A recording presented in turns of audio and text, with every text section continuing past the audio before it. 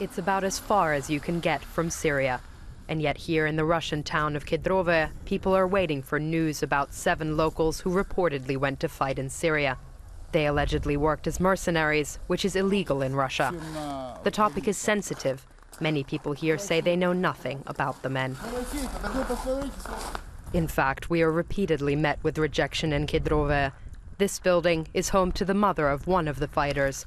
She had agreed to speak to us about her son, but cancelled the interview after being told her son had been killed.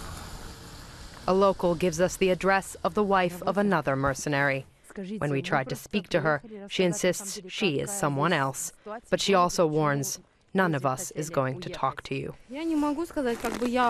Just like the relatives of the mercenaries, the Russian government has largely kept silent about them and even denied their existence.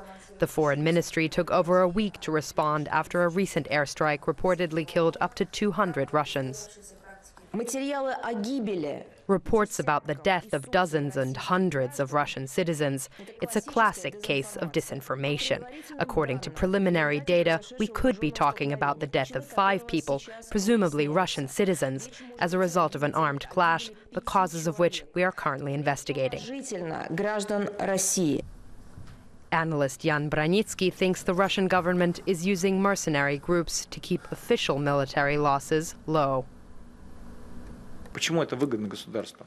This strategy is beneficial for the Russian government because it can show it's doing its job.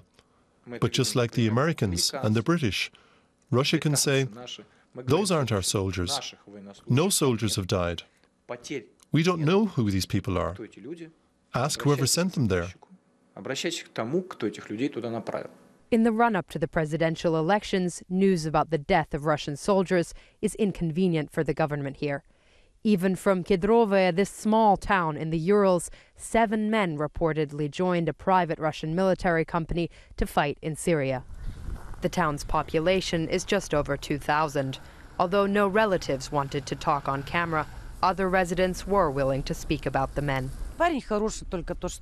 He was a good boy. He wasn't a thug who didn't care about anything. He was a good boy. Maybe he wanted to earn money towards an apartment. There's not much work here. I think the government is behind all of this. It's not like these guys just decided to go there themselves and just went. Someone must have sent them. It's not clear when and if the men in Syria will return to Kedrove. For now, the town and the government are both keeping their silence.